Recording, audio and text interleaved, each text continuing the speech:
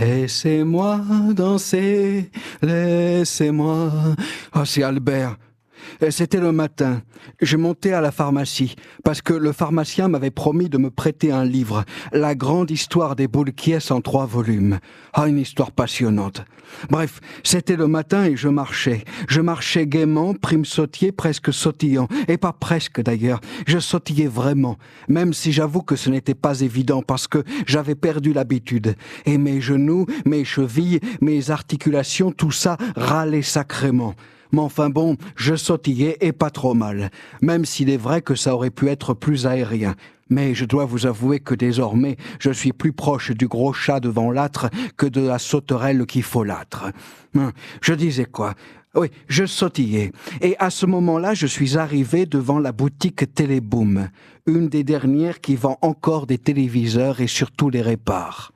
Et Monsieur Mir, Fernand Mir, patronyme on ne peut plus prédestiné, en est l'heureux propriétaire. Enfin, l'heureux. C'est allé vite en besogne. Monsieur Mir, en effet, n'est plus heureux depuis 1997, date à laquelle il perdit au concours de belote pour lequel il s'était préparé durant de longues années, au prix de sa vie maritale. Sa femme, n'en pouvant plus, quitta le domicile pour, ironie du sort, poursuivre son existence avec un cartographe. Toujours dans les cartes, mais au moins je voyage, disait-elle à ceux qui s'enquéraient de sa nouvelle situation. Alors, M. Mir, non seulement échoua à cette satanée partie de belote, en quart de finale, cela étant dit, mais perdit aussi son épouse et, dans la même année, Gaston, dit le myope, son bichon maltais, qui décida de se faire la malle. D'aucuns disent qu'il serait rentré à La Valette, qui est, comme vous le savez, la capitale de Malte, pour aller voir sa sœur. Mais les informations sont contradictoires et les sources incertaines.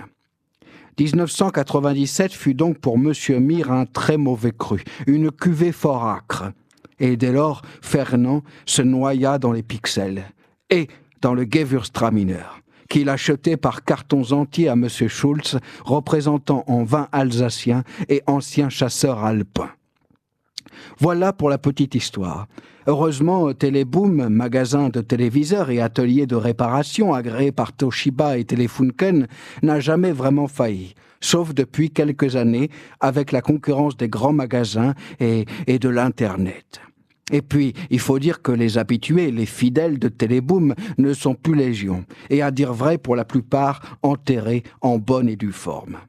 Ainsi donc, les affaires n'ont cessé de se compliquer, ce qui n'a pas arrangé le moral de Fernand Mir, déjà bien morose et mollasson.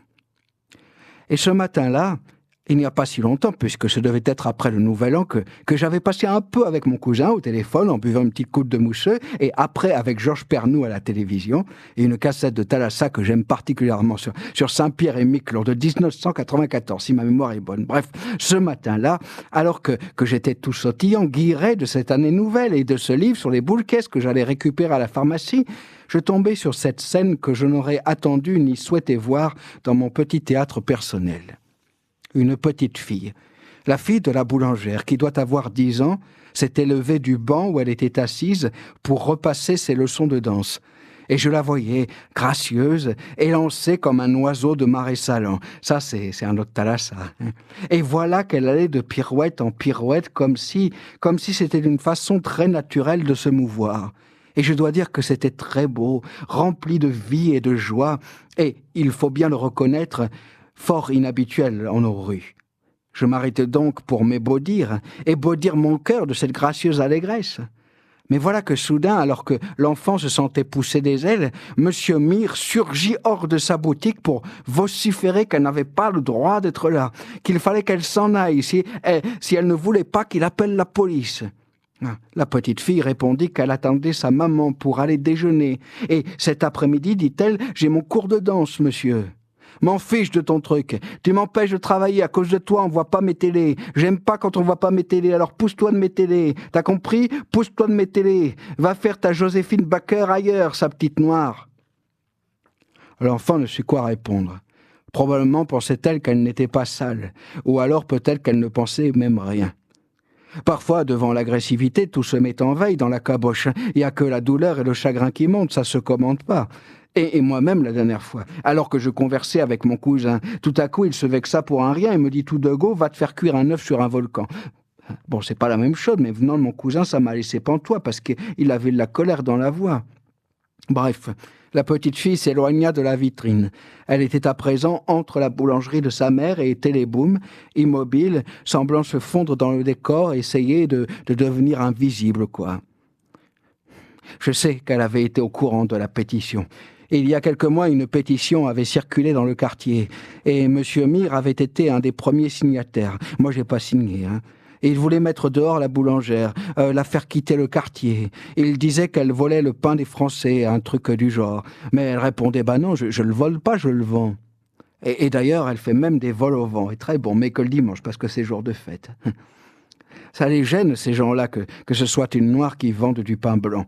Et ce qui les gêne encore plus, c'est qu'elle ne fasse pas de pain blanc. Parce qu'il y en a beaucoup, ils demandent du pain bien blanc. Tout juste, ils veulent pas qu'on le passe à la machine avant. Mais le pain blanc, c'est pas du bon pain, c'est un pain fade, pas bon pour le corps. Et elle fait du bon pain avec des bonnes farines, un pain qui nourrit, un pain qui est sain. Elle fait ce qu'elle a appris à son école parce qu'elle veut faire les choses bien. La petite fille, cela fait beaucoup de peine tout ça. Parce qu'un enfant, ça ressent les choses, même ça comprend pas tout.